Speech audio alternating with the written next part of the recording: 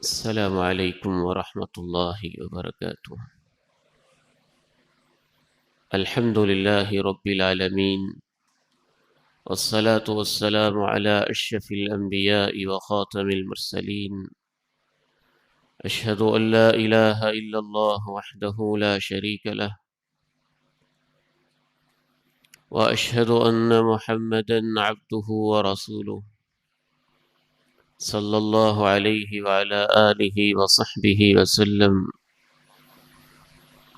اللهم صل على محمد وعلى آل محمد كما صليت على إبراهيم وعلى آل إبراهيم إنك حميد مجيد.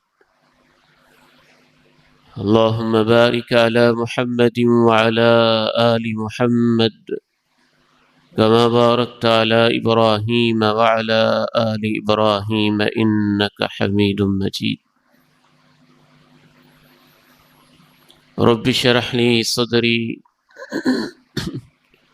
ويسر لي أمري واحلل عقدة من لساني يفقه قولي. اللهم طهر قلبي من النفاق، وعملي من الرياء، ولساني من الكذب، وعيني من الخيانة، فإنك تعلم خائنة الأعين وما تخفي الصدور. أما بعد، فأعوذ بالله السميع العليم من الشيطان الرجيم، من همزه ونفخه ونفثه. بسم الله الرحمن الرحيم. أن تقول نفس يا حسرة على ما فرطت في جنب الله وإن كنت لمن الساخرين، أو تقول لو أن الله هداني لكنت من المتقين.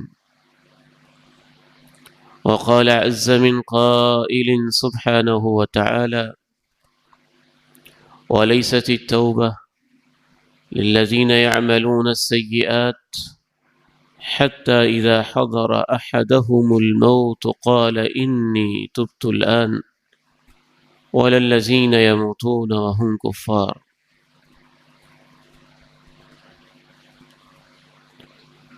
انتہائی قابل احترام میرے بھائیوں، قابل شفقت میرے بیٹوں، قابل تکریم میرے بزرگوں، بہت ہی عزت کے لائق حیا و عفت کی چادر میں لپٹی ماؤں، بہنوں اور بیٹیوں، آج کی ہماری ملاقات کا عنوان قرار پایا ہے جان لیوا پچھتاوے۔ پچھتاوا کسی ایسی چیز پر ہوتا ہے بالعموم کہ انسان کوئی کام کر سکتا تھا اور اس نے نہیں کیا، اس کے پاس چانس تھا اور اس نے ضائع کر دیا، وہ غلطی سے بچ سکتا تھا لیکن اس نے غلطی کا ارتکاب کیا۔ آپ نے پچھتاوا کرتے ہوئے بہت سارے نوجوان بیٹوں کو اس وقت دیکھا ہوگا جب امتحان ان کے سر پہ ہوتا ہے، سٹ پٹا رہے ہوتے ہیں کہ اگر ہم چاہتے تو زیادہ محنت کر سکتے تھے لیکن ہم نہیں کر پائے۔ یا اس وقت پچھتاتے ہوئے آپ نے کتنے ہی بیٹوں کو دیکھا ہوگا جب matric, F S C, B S کا ریزلٹ ہاتھ میں تھامے ہوتے ہیں اور مارکس شیٹ ان کے سامنے ہوتی ہے اور ہر سبجیکٹ کے جو بھی مارکس انہوں نے حاصل کیے ہیں ان پر ان کی نگاہ ٹکی ہوتی ہے، تو کتنی حسرتوں کے ساتھ اگر انہوں نے پراپر طریقے سے محنت نہیں کی تو اس پر پچھتا رہے ہوتے ہیں۔ آپ نے پچھتاوا کرتے ہوئے اس شخص کو بھی دیکھا ہوگا جس نے کوئی پوائنٹ پکڑنا تھا، ڈائیو کی بس سروس پہ اس سے بیٹھنا تھا اور 2-4 منٹ کی تاخیر سے اس کا وہ پوائنٹ ضائع ہو گیا، یا ٹرین پہ جانا تھا لیکن وہ لیٹ ہو گیا۔ اور اس سے بھی زیادہ پچھتاتے اسے دیکھا ہوگا جس نے بیرون ملک جانا تھا ٹکٹ اس کے ہاتھ میں تھی، بکنگ مکمل تھی، لیکن ایئرپورٹ پر لیٹ پہنچنے کی وجہ سے وہ اپنی فلائٹ کو نہ پکڑ سکا۔ بہت سارے پچھتاوے ہیں جو انسان کی زندگی میں آتے ہیں، ان میں سے چند ایک آج کی اس گفتگو میں اللہ تعالیٰ کی توفیق سے آپ کے سامنے رکھتا ہوں۔ یہ پچھتاوے مسلمانوں میں بھی ہوتے ہیں، غیر مسلموں میں بھی ہوتے ہیں۔ بعض ریسرچ ٹیمز نے اس کے اوپر باقاعدہ ریسرچ کی کہ انسان کی عمر جب 50 سال سے متجاوز ہو جاتی ہے تو وہ کس چیز پہ زیادہ پچھتاتا ہے۔ بعض لوگوں نے اس چیز کے اوپر بھی داد تحقیق دی کہ انسان جب بستر مرگ پہ لیٹا ہوتا ہے یا ہسپتال میں لیٹا ہوتا ہے اور اسے ظن غالب ہوتا ہے کہ میری زندگی میں بس 1-2 ہفتے باقی ہیں، تو وہ کس چیز پہ زیادہ پچھتاتا ہے۔ یہ تو دنیا والوں کی ریسرچ ہے۔ بعض پچھتاوے اللہ نے اپنے قرآن میں بیان کیے کہ ایسے کرو وگرنہ پچھتاؤ گے۔ بعض پچھتاوے اللہ کے رسول علیہ السلام نے اپنی امت کو بتائے کہ یہ کرو اور یہ نہ کرو وگرنہ تم پچھتاؤ گے۔ ایک ہاسپٹل کے اندر ایک عرصہ دراز تک جاب کرنے والی خاتون نرس، ایک ڈاکٹر فیمیل، اس کی زندگی کی یہ روٹین رہی کہ جب اسے میڈیکلی یہ اندازہ ہوتا کہ بس یہ مریض جاں بلب ہے، اس کی زندگی کی شمع بجھنے ہی والی ہے اور یہ ٹمٹماتا ہوا دیا ہمیشہ کے لیے ختم ہو جانے والا ہے اور یہ رکتی رکتی ٹھہری ٹھہری سی سانسیں ہمیشہ کے لیے منقطع ہو جانے والی، تو ان مریضوں سے انٹرویو لیتی۔ سینکڑوں مریضوں سے انٹرویو کے بعد اس نے 7 پچھتاوے جمع کیے۔ ان میں سے ایک پچھتاوا میں آپ کے سامنے عرض کر کے بات کو ترتیب سے آگے بڑھاتے ہیں۔ حیران کن بات یہ ہے کہ دنیا سے جاتا ہوا کوئی بھی مریض اس پہ نہیں پچھتایا کہ میں نے اچھا مکان نہیں بنایا، کوئی بھی مریض اس پہ نہیں پچھتایا کہ میں نے بہت اونچی جاب حاصل نہیں کی، کوئی بھی مریض اس پہ نہیں پچھتایا کہ میں نے بہت زیادہ دولت جمع نہیں کی۔ وہ جو اس نے 99% لوگوں کے پچھتاوے جمع کیے جو اکثر میں کامن اور مشترکہ تھے، ان میں سر فہرست ایک پچھتاوا یہ تھا کہ میں اپنوں کے ساتھ اچھی زندگی گزار سکتا تھا، لیکن میں نے اتنی اچھی زندگی نہیں گزاری جتنی مجھے گزارنی چاہیے تھی۔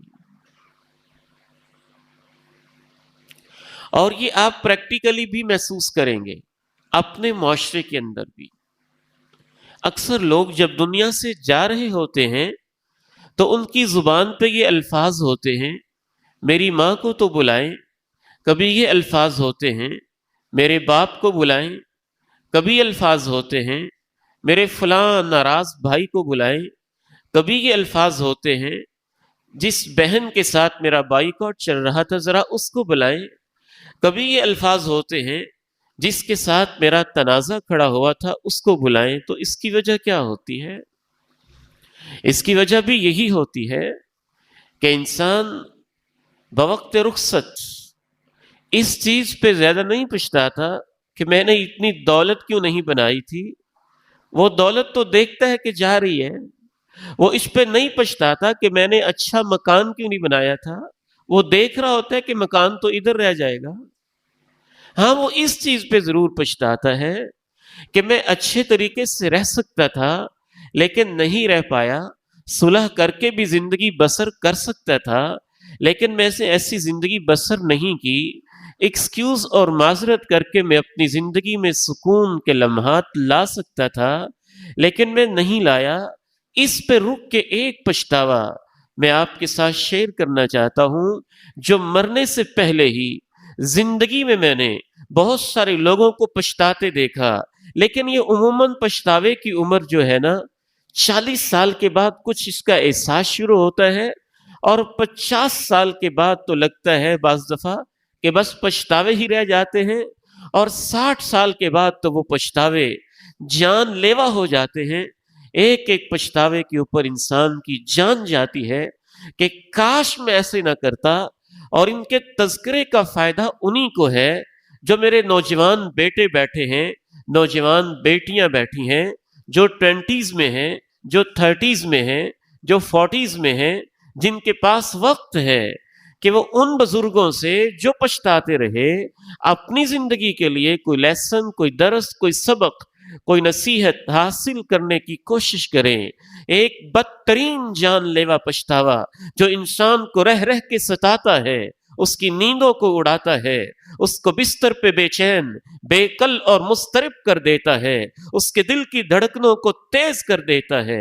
وہ اپنے رشتہ داروں کے حوالے سے ہوتا ہے، اور رشتہ داروں میں سر فہرست اپنی ماں اور اپنے باپ کے حوالے سے ہوتا ہے کہ میرے باپ نے میرے لیے اتنے جتن کیے، میری ماں نے میرے لیے اتنی کوششیں کی، انہوں نے میرے لیے اتنے رت جگہ برداشت کیے، انہوں نے میری خاطر اتنی صبحیں، اتنی شامیں، دھوپ اور تپتی چلچلاتی گرمی کی اندر انہوں نے کاٹی، لیکن میں نے ان کے لیے کچھ بھی نہیں کیا ہے.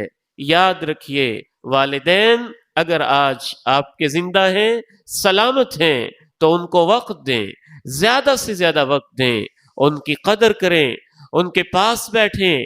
اللہ رب العالمین نے والدین کی وہ شان رکھی ہے، اما یبلغن عندک الکبر احدہما او کلاہما فلا تقل لهما اف ولا تنهرهما وقل لهما قولا کریما واخفض لهما جناح الذل من الرحمة وقل رب ارحمهما كما ربياني صغيرا. عام انسان نہیں، بڑے بڑے لوگوں کو میں نے خود اپنی زندگی کے اندر پچھتاتے دیکھا. ایک 90 سال کے بزرگ ہیں، چھت پہ بیٹھے ہیں، دیوار کی طرف منہ ہے، روئے جا رہے ہیں. پوچھتا ہوں کیا ماجرا ہے، جواب دیتے ہیں آج ماں کہنے کو دل چاہتا ہے لیکن ماں دکھائی نہیں دیتی. آج کے میڈیا نے، یوٹیوب کے چینلز نے، واٹس ایپ کے گروپوں نے، فیس بک کے پیجز نے، انٹرنیٹ کی ویب سائٹس نے، ڈراموں کے کلچر نے، فلموں کی بے حیائی نے ہمیں والدین کا وہ ادب نہیں دیا، بلکہ بدتمیزی سکھائی، مناظرہ بازی سکھائی، آرگومنٹیشن سکھائی، عجیب و غریب قسم کے سبق دیے. شریعت اسلامیہ، نوجوان بیٹے اور بیٹیاں توجہ سے سن لیں، اللہ ہم سے یہ مطالبہ کرتا ہے کہ والدین کے لیے ایسے بن کے رہو. اس آیت کی تفسیر میں مفسرین لکھتے ہیں جس طرح سے ایک مجرم، ملازم، نوکر اور غلام اپنے بڑے طاقتور آقا اور بادشاہ کے سامنے نگاہیں جھکا کے کھڑا ہوتا ہے، وہ مجرم ہوتا ہے، بادشاہ اس کو ڈانٹتا ہے، وہ مجرم ہوتا ہے، اس کا آقا اسے ڈانٹ پلاتا ہے، تو نے یہ کیا، تو نے یہ کیا، تو نے یہ کیا، وہ نگاہیں جھکائے کھڑا ہوتا ہے. اللہ کے قرآن کا تقاضا یہ ہے کہ اولاد کو اپنے والدین کے سامنے ایسے ہی رہنا چاہیے. پھر انہوں نے ادب کیا ہے. یہ ایک فطری سی چیز تھی جس کو بے حیا اور بد تہذیبی کے اوپر مبنی کلچر نے ختم کر کے رکھ دیا. بلکہ میں آپ کے ساتھ جاتے جاتے اس پوائنٹ سے آگے بڑھنے سے پہلے یہ شیئر کرتا چلوں، محدثین کی زندگی ایسی تھیں.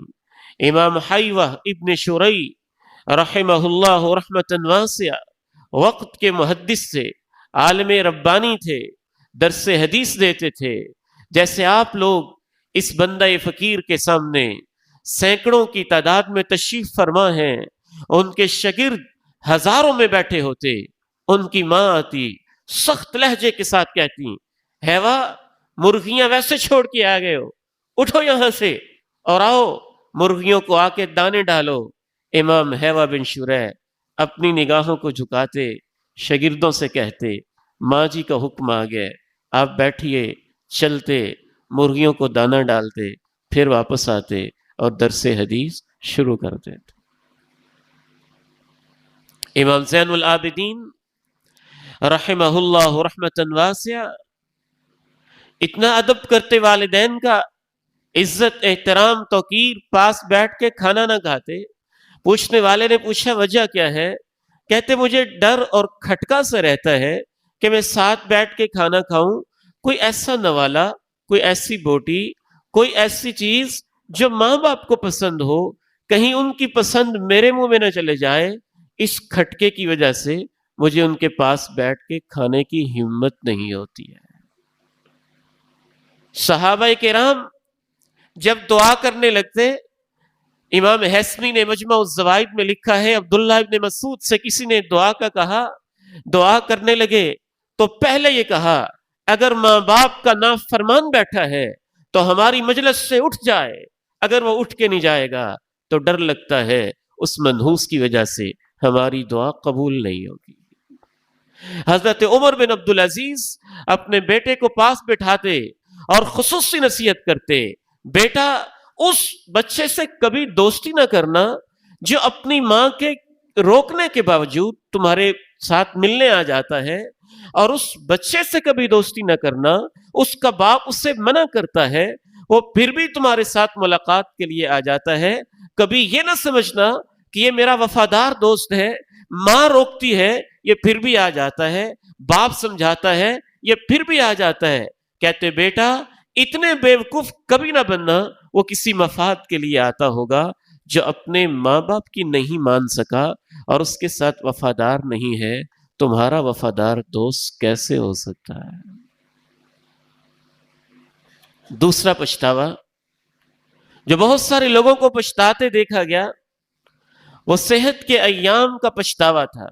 جب بیمار ہوئے، تکلیف ہوئی، قوا مزمحل ہوئے یا بڑھاپا طاری ہو گیا، سجدے نہ ہو سکے، قیام نہ ہو سکا، رکوع نہ ہو سکا، تلاوت نہ ہو سکی، مناجات نہ ہو سکی، لذت ملاقات اور شوق ملاقات کی آبیاری نہ ہو سکی، رب کریم سے دعا گڑ گڑانے تضرع کو دل چاہا لیکن صحت نے ساتھ نہ دیا، ہاتھوں نے ساتھ نہ دیا، کمر نے ساتھ نہ دیا، مسجد میں باجماعت آنے کو دل چاہا لیکن ٹانگوں نے ساتھ نہ دیا، لمبے قیام کو دل چاہا لیکن کمر نے ہمت نہ دی، سجدہ کرنے کو دل چاہا لیکن پوری طرح اپنی کمر کو جھکا نہ سکے وہ مریض، ان کا وضو کرنے کو دل چاہا لیکن پانی تک پہنچ نہ سکے وہ مریض، اذان سن کے بے چین ہونے لگے کہ آج مسجد توحید میں جانے کو دل تو چاہتا ہے لیکن ڈرپیں اتنی لگی ہوئی ہیں،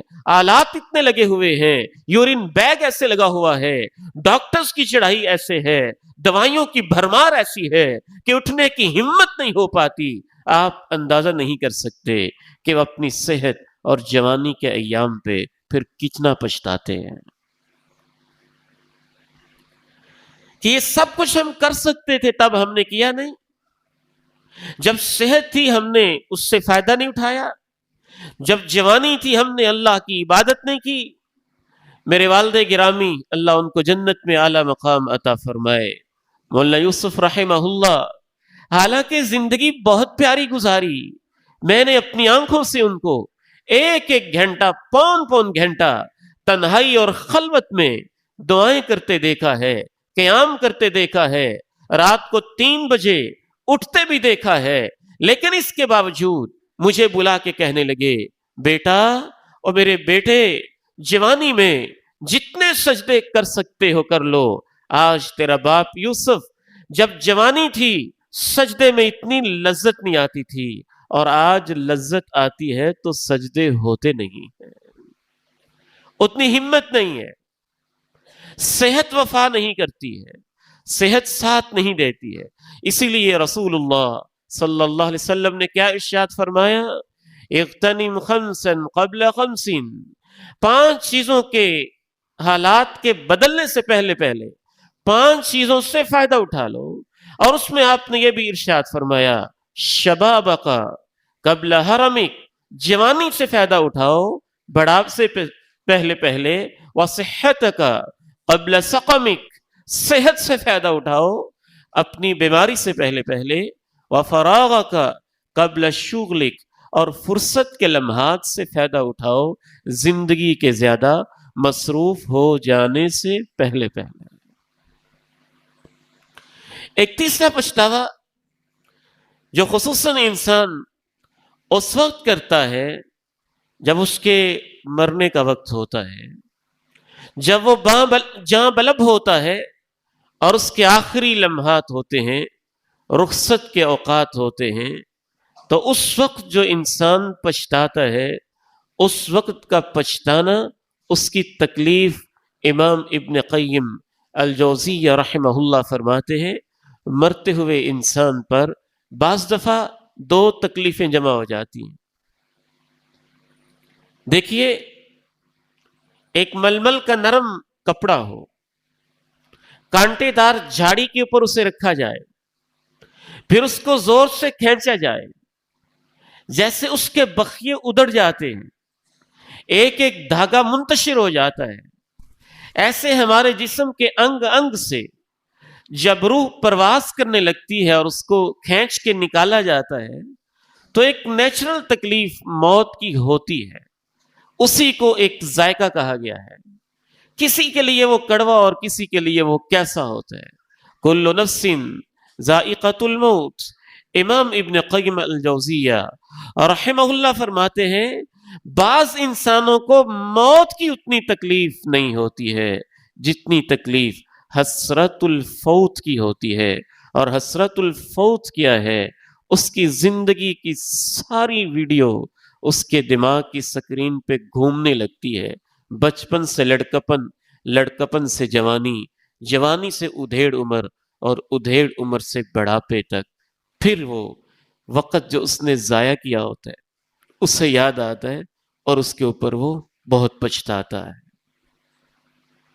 اور اس پچھتانے کی تکلیف بعض دفعہ اسے موت سے بھی زیادہ ہوتی ہے۔ اس پچھتاوے کا تذکرہ تو اللہ تعالیٰ نے بھی قرآن مجید میں کیا ہے۔ اللہ تعالیٰ نے قرآن مجید میں دو ٹوک ارشاد فرمایا کہ مرنے والا انسان کہتا ہے رب لولا اخرتنی الى اجل قریب فاصدق واکن من الصالحین ولن یؤخر اللہ نفسا اذا جاء اجلها واللہ خبیر بما تعملون۔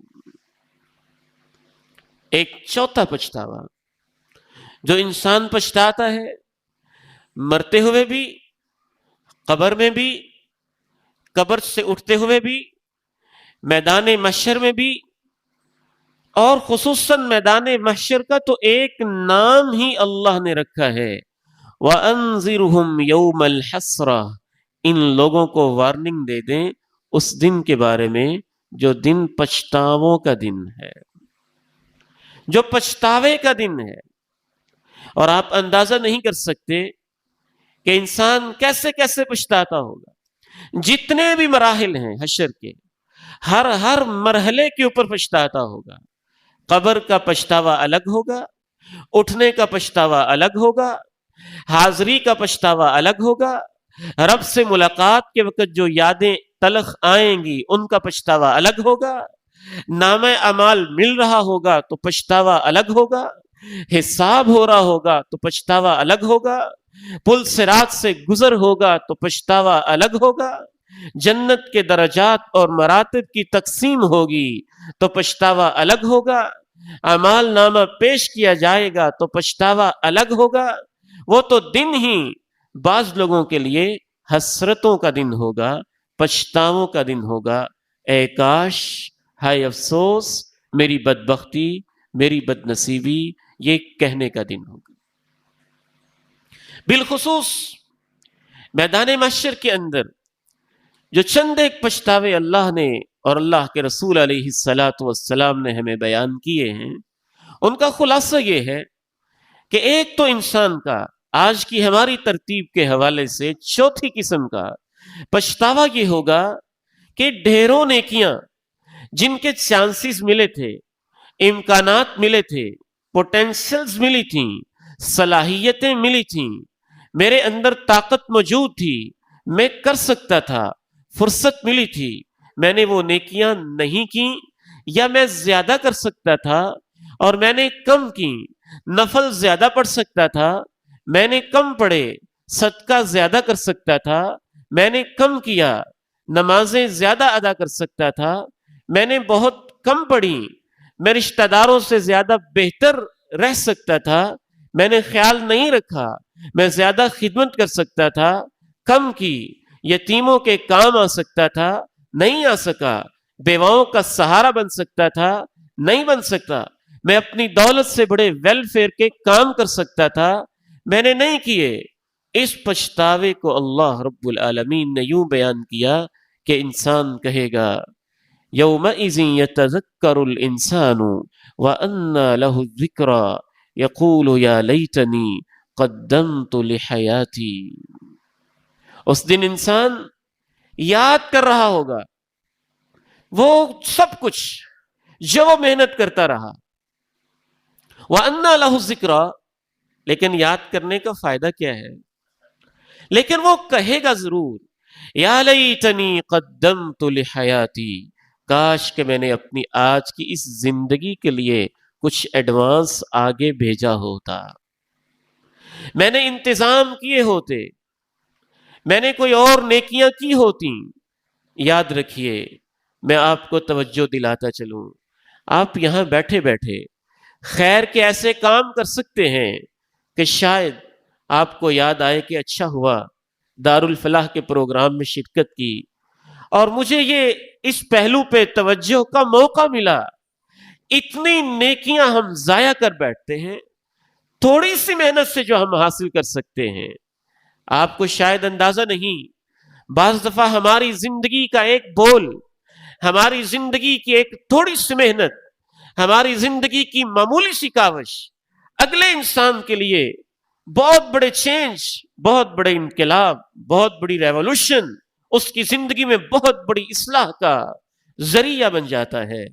امام اسحاق بن راہوے رحمہ اللہ بیٹھے ہیں، درس حدیث دے رہے ہیں اور اس دوران کہتے ہیں کاش کہ میرے شاگردوں میں سے کوئی ایسا ہو جو اللہ کے پیغمبر کی مستند اور صحیح احادیث کی کلیکشن کرے، ان کو ایک مجموعے اور کتاب کے اندر مرتب کر دے۔ استاد نے تو اتنی بات ہی کہی ہے نا، اس پہ کتنا وقت لگا ہوگا؟ 1 منٹ بھی نہیں۔ لیکن استاد کا ایک مقام ہوتا ہے، اس کی ایک شان ہوتی ہے، اس کی زبان میں ایک تاثیر ہوتی ہے، شاگرد اس کو آئیڈیل اور ماڈل کے طور پہ لیتے ہیں۔ امام اسحاق بن راہوے اپنی کلاس میں اور حلقہ حدیث میں بس یوں کہتے ہیں کاش کوئی ایسا شخص اللہ پیدا کرے جو اللہ کے پیغمبر کی صحیح احادیث کے مجموعے کو مرتب کر دے۔ انہی کے شاگرد اسی حلقہ درس اور اسی کلاس کے اندر بیٹھے ہوئے ایک ہونہار ذہین و فطین چھوٹی سی عمر کے جوانی کی عمر میں امام محمد ابن اسماعیل البخاری رحمہ اللہ تشریف فرما ہیں، ان کے دل میں یہ بات گھر کر جاتی ہے اور امام بخاری صحیح بخاری کی حدیث کا عظیم ترین مجموعہ مرتب کر دیتے ہیں۔ امام بخاری کی زندگی میں 90,000 ان کے شاگرد حدیث کے اس مجموعہ کو پڑھتے ہیں۔ 12 صدیاں گزر چکی اور آج تک اربوں کی تعداد میں صحیح بخاری پڑھائی جا رہی ہے۔ جتنا ثواب امام بخاری کو مل رہا ہے اتنا ثواب امام بخاری کے استاد اسحاق بن راہوے کو بھی تو مل رہا ہے نا۔ آپ اتنا کام بھی نہیں کر سکتے؟ بچوں سے پوچھ ہی لیں بیٹے نماز پڑھی ہے؟ آپ انگلش کے ٹیچر ہیں، مسلمان تو ہیں نا؟ آپ کیمسٹری پڑھاتے ہیں، مسلمان تو ہیں نا؟ آپ فزکس پڑھا رہے ہیں، مسلمان تو ہیں نا؟ آپ کا سبجیکٹ انجینئرنگ کمپیوٹر سائنس ہے لیکن مسلم تو ہو نا؟ اتنا ہی پوچھ لینے سے بعض دفعہ بچے کی زندگی بدل جاتی ہے۔ روزے کس نے رکھے ہیں بیٹا؟ کتنے رکھے ہیں؟ رمضان میں کون کون تلاوت کر رہا ہے؟ کون کون اللہ کے پیغمبر کی سیرت کو پڑھ رہا ہے؟ آپ حیران ہوں گے۔ میں ایک دفعہ کلاس میں 4th ایئر کے اسٹوڈنٹ سے پوچھتا ہوں بیٹے پچھلے سال کس نے کتنے روزے رکھے تھے؟ تو 4th ایئر اور 3rd ایئر کے بچے، آپ بھی ذرا اپنے بچوں سے پوچھ کے دیکھ لیجئے گا کہیں یہی حال نہ ہو رہا ہو، کوئی کہتے 2 رکھے تھے، کوئی کہتا ہے 10 رکھے تھے، کوئی کہتا ہے 4 رکھے تھے. نوجوان ہیں اور یہ جواب 5 منٹ کے لیے ان کو کچھ سمجھاتے ہیں اور 2 دن کے بعد پوچھتے ہیں کہ بیٹے کس کس نے روزہ رکھا ہے؟ اللہ کی توفیق سے سارے کہتے ہیں کہ ہم سب نے رکھا ہوا ہے. میرے بھائیوں، خیر کی بات کہہ دیں، دعوت اللہ کا کام کر دیں. پروگرام ہو رہے ہلکا سا کسی سے کہہ دیں آپ میرے دوست یار کل اکٹھے جائیں گے. شیطان سگریٹ پینے والے کو یہ سمجھا دیتا ہے کہ یار آپ بھی کش لگا لو، میں تو لگا ہی رہا ہوں. فلموں ڈراموں والے اتنی جرت کر لیتے ہیں کہ چلیں آج اکٹھے یہ سین دیکھتے ہیں اور یہ منظر دیکھتے ہیں. انہیں تو شرم نہیں آتی ہے، تو ہم تو اللہ کے پیارے نبی کی امت ہیں، ہم خیر کی بات کہتے ہوئے کیوں شرما جاتے ہیں؟ یا لیتنی قدمت لحیاتی، وہیں پہ آپ کے اکاؤنٹ ڈبل ہو جائیں گے. جناب ابو بکر صدیق رضی اللہ تعالی عنہ دین قبول کر لیا ہے، اب محنت کر رہے ہیں. جناب عثمان غنی رضی اللہ تعالی عنہ دونوں بزنس مین ہیں، ان کی کاروباری دوستیاں ہیں، مکہ کے بڑے تاجر ہیں اور بڑے عظیم تاجر ہیں، کاروبار بڑا پھیلا ہوا ہے. اصل دوستی تو کاروبار کی بنیاد پہ اور مکہ کے ایک شہری ہونے کے ناطے پر ہے. لیکن جناب صدیق اس دوستی کو کیسے دین کے لیے استعمال کرتے ہیں اور کس خوبصورت طریقے سے استعمال کرتے ہیں. جناب عثمان غنی رضی اللہ تعالی عنہ جناب صدیق کی دعوت پہ ہلکا بگوش اسلام ہو جاتے ہیں، کلمہ پڑھ لیتے ہیں، مسلمان ہو جاتے ہیں. اب جناب عثمان غنی رضی اللہ تعالی عنہ نے اپنی زندگی میں مسجد نبوی کی جگہ کی باری آئی تو اس میں حصہ ڈالا، بئر روما کی باری آئی تو وہ وقف کر دیا، غزوہ تبوک کی باری آئی تو اس میں آپ نے 300 اونٹ گھوڑے بیک وقت اللہ کی راہ میں دیے، 1 کلو سونا خرچ کر دیا.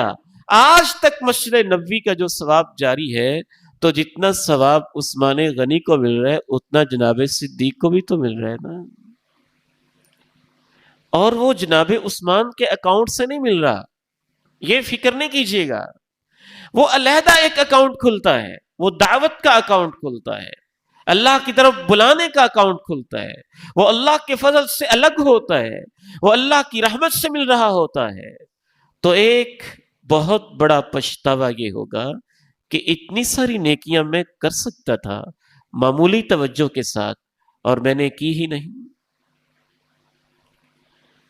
آپ مسجد بنا سکتے ہیں، آپ ایک ادارہ اسٹیبلش کر سکتے ہیں، کسی سوسائٹی کے اندر، کسی پلازے کے اندر، کسی مارکیٹ کے اندر کوئی جگہ ہی نہیں جہاں اکٹھے ہو کے نماز پڑھ سکیں. سب اپنے اپنے طریقے سے پڑھ رہے ہیں. آپ ایک مرلے آدھے مرلے کی جگہ وقف کر دیں. لاہور کی ایک بہت بڑی مارکیٹ میں، اعظم مارکیٹ کے اپوزٹ، مجھے کچھ نصیحت کرنے کا موقع ملا. تو کم از کم میرا اندازہ ہے کہ 1 کنال سے بھی زیادہ کھلی مسجد ہوگی اور 2-3 منزلیں اور بھرپور آباد.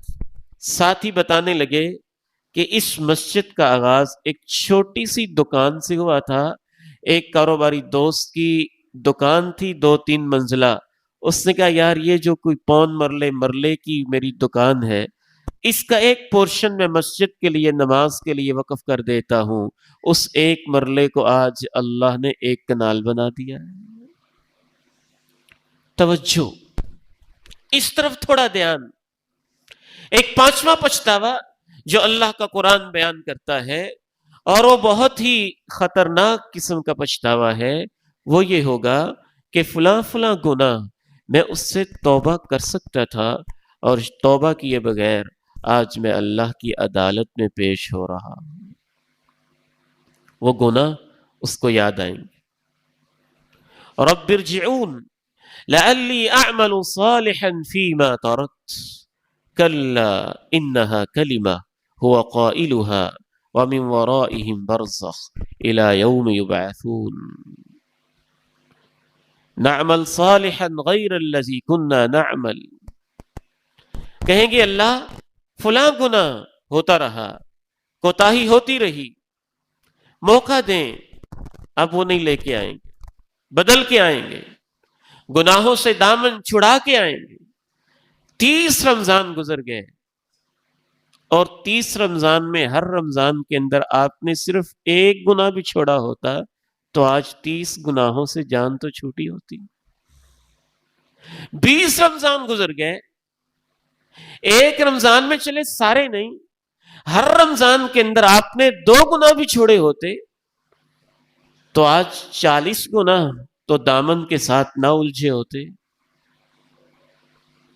اسی لیے رسول اللہ صلی اللہ علیہ وسلم نے تو بد دعا دی، جبریل امین آئے، رمضان آیا اور وہ پھر بھی اپنے آپ کو معاف نہ کروا سکا۔ میں کہتا ہوں ذلیل ہو جائے، اے اللہ کے پیارے نبی آپ اس پہ آمین کہہ دیں۔ اور اللہ کے نبی نے ریاض الجنہ میں کھڑے ہو کے ممبر پہ چڑھتے ہوئے کہہ دیا آمین۔ میرے بیٹوں، میری بیٹیوں، آپ کب تک سوچیں گے کہ یہ پورنوگرافی کے اوپر مبنی ویب سائٹس، فحاشی کے اوپر مبنی کلچر بس چھوڑ ہی دیں گے؟ چند دنوں کی بات ہے، پھر ہم یہ کلپ، یہ گندے منظر نہیں دیکھیں گے، یہ غلط تعلقات چھوڑ دیں گے، بس اگلے سال چھوڑ دیں گے، فلاں موقع پہ چھوڑ دیں گے۔ ایسے ہی سوچتے تھے وہ 30 سال کے نوجوان بھی جو آج قبروں کے اندر لیٹے ہوئے ہیں۔ تو یہ بھی ایک بہت ہی پریشان کن پچھتاوا ہوگا کہ فلاں فلاں گناہ سے میں توبہ کر سکتا تھا اور میں نے نہیں کی۔ قرآن مجید کے یہ آیت بہت وارننگ دینے والی آیت ہے۔ انما التوبۃ علی اللہ للذین یعملون السیئات، اللہ ان لوگوں کی توبہ قبول کرتا ہے، اللہ کہتے ہیں ان کی توبہ قبول کرنا تو میرے ذمے ہے، جن سے گناہ ہو جاتا ہے نادانی میں، پھر وہ توبہ کر لیتے ہیں من قریب، جلدی ہی، تو اللہ ان کی توبہ قبول کرتا ہے۔ پھر کہا وَلَيْسَتِ التَّوْبَةُ، ان کی کوئی توبہ نہیں جو گناہ کرتے رہتے ہیں، حَتَّى إِذَا حَضَرَ أَحَدَهُمُ الْمَوْتِ، اور توبہ زندگی میں نہیں کرتے، جب مرنے لگتے ہیں تو کہتے ہیں اب ہماری توبہ۔ اللہ کہتے ہیں نہ ان کی توبہ قبول ہے اور نہ ان کی توبہ قبول ہے۔ الذین یموتون وہم کفار، جو ساری زندگی میرے اوپر ایمان نہیں لاتے اور مرتے ہوئے کہتے اب ہم ایمان لاتے ہیں، ان کی توبہ قبول نہیں ہے۔ اولئک اعتدنا لہم عذابا علیما، ان کے لیے تو ہم نے دردناک عذاب تیار کیا ہوا ہے۔ ایک چھٹا پچھتاوا، سیکنڈ لاسٹ، ان لوگوں کا پچھتاوا ہوگا جو بری دوستیوں میں رہے، جن کی کمپنی اچھی نہیں، دوستیاں اچھی نہیں، محفلیں اچھی نہیں، شراب کے دوست، زنا کے دوست، بے حیائی کے دوست، بد کرداری کے دوست، نماز چھوڑنے کے دوست، چوکوں و چوراہوں میں لوگوں کی عزتوں کو تاکنے اور گھورنے کے دوست، ان کے اوپر انسان ایسے پچھتائے گا۔ اللہ کا قرآن کہتا ہے کہ برے دوستوں کو یاد کر کے انسان جب زیادہ پچھتاتا ہے، اسے غصہ اپنے اوپر زیادہ آتا ہے، اسے اپنے اوپر اتنا غصہ آئے گا کہ اپنے ہاتھ کی انگلیوں کو کاٹ کاٹ کے دانتوں کے نیچے چبا کر کھانے کی کوشش کرے گا۔ وَيَوْمَ يَعَضُّ الظَّالِمُ عَلَى يَدَيْهِ، ظالم اپنے دونوں ہاتھوں کو کاٹ چبائے گا اور کیا کہے گا؟ ہے افسوس، کاش لیتنی لم اتخذ فلانا خلیلا، کاش میں نے فلاں کو اپنا دوست نہ بنایا ہوتا۔ یہ جو فیس بک کے فرینڈز ہوتے ہیں نا، یہ بھی تو دوست ہی ہوتے ہیں۔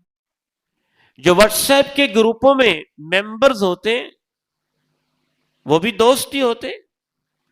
جو یوٹیوب چینلز کے سبسکرائبرز ہوتے ہیں اور جو آپ کو لائکنگ دیتے ہیں اور ان کی لائکنگ کے لیے آپ ہر گند یوں پھینکتے رہتے ہیں اور اس کو اپلوڈ کرتے رہتے ہیں، وہ بھی تو برے دوست ہی ہوتے ہیں۔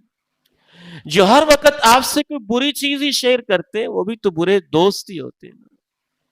اور یہ دوستیاں بعض دفعہ گلی محلوں کی دوستیوں سے زیادہ خطرناک ثابت ہوتی ہیں.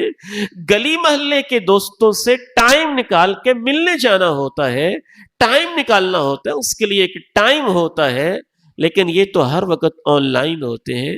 جب چاہتے ہیں یہ برے دوست آنکھوں کے سامنے آ جاتے ہیں تو ان کے اوپر انسان بہت پچھتائے گا کہ میں نے یہ دوستیاں کیوں کی تھیں.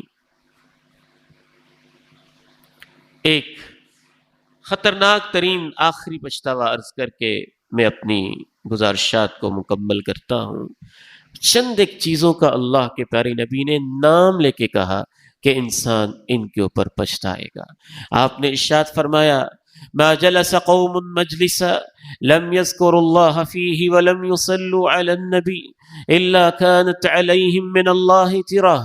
جب بھی کچھ لوگ بیٹھے رہیں، کچھ دیر کے لیے بیٹھیں، نہ اس میں اللہ کا ذکر کریں، نہ اللہ کے پیغمبر پہ درود پڑھیں، تو اس مجلس کے اوپر وہ پچھتائیں گے.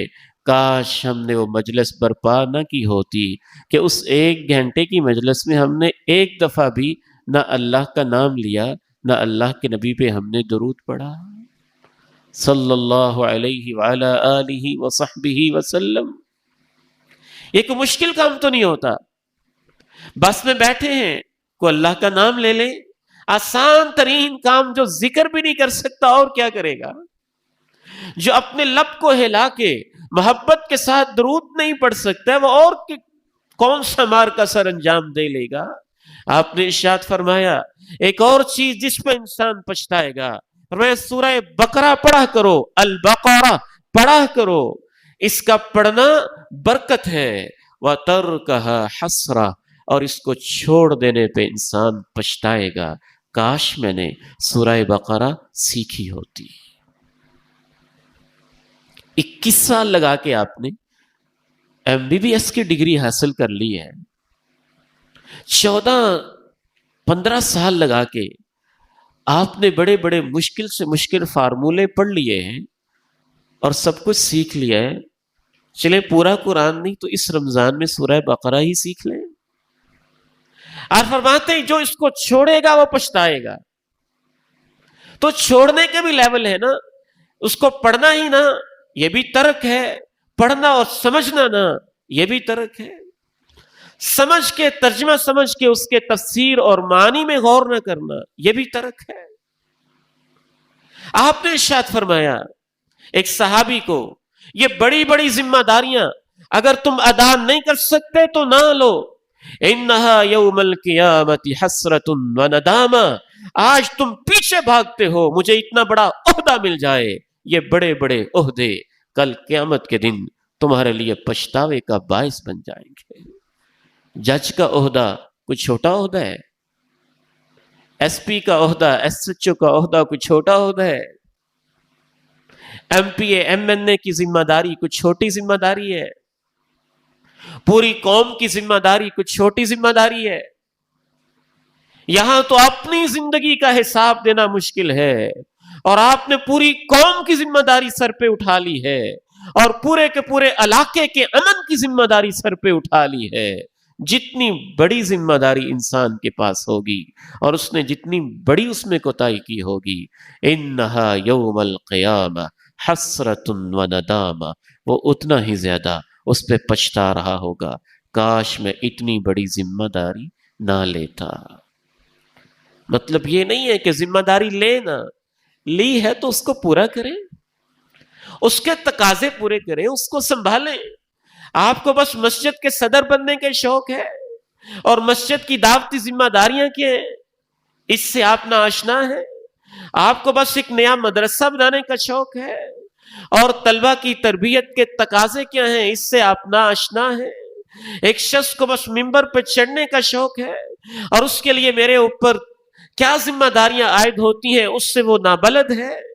آپ کو بس سیاست کا شوق ہے اور عہدے کی دوڑ لگی ہوئی ہے اور اس کی وجہ سے قوم کی ذمہ داریاں میرے اوپر کیا عائد ہوتی ہیں اس سے آپ غافل ہیں. تو یاد رکھیں یہ بہت بڑا پچھتاوا بن جائے گا. اللہ رب العالمین سے دعا ہے کہ اللہ ہمیں زندگی میں ایسا ویژن دے، ایسی سوچ دے ایسی بامقصد زندگی گزارنے کی توفیق دے کہ مولا ہمیں کسی چیز کے اوپر پچھتانا نہ پڑے۔ اللہ مجھے اور آپ کو عمل کی توفیق عطا فرمائے۔ وآخر دعوانا ان الحمد للہ رب العالمین۔ تمام بھائی